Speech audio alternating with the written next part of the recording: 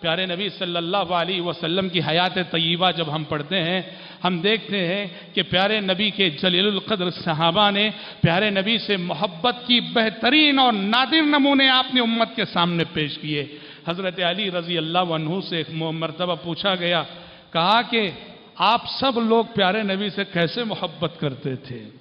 کیسی محبت تھی آپ کو پیارے نبی سے؟ حضرت علی نے فرمایا، کان احب الینا من اموالنا واولادنا وآبائنا وامہاتنا ومن الماء البارد على الظمأ۔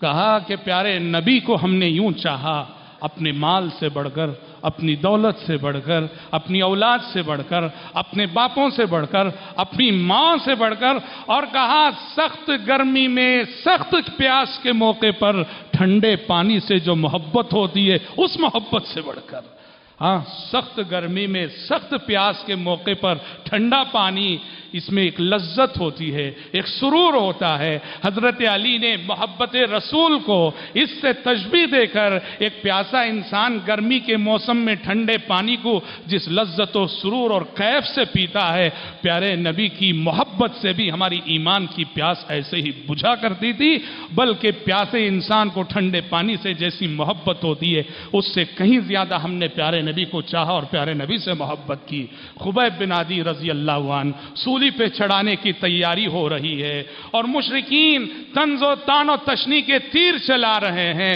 خبیب بن عدی کے ایمان کا امتحان لے رہے ہیں، خبیب بن عدی رضی اللہ عنہ کی محبت رسول کا امتحان لے رہے ہیں، اور یہ کافر مذاق کرتے ہوئے پوچھتا ہے، خبیب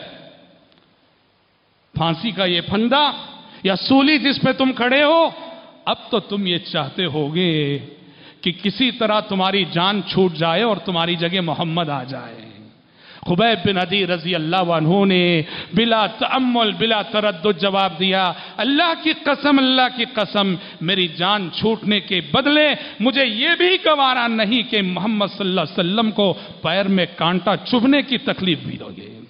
پیر میں کانٹا چبھنے کی تکلیف بھی میں گوارا نہیں کروں گا کہ میری جان کے بچاؤ کے عوض پیارے نبی صلی اللہ علیہ وسلم کو اتنی تکلیف بھی پہنچے۔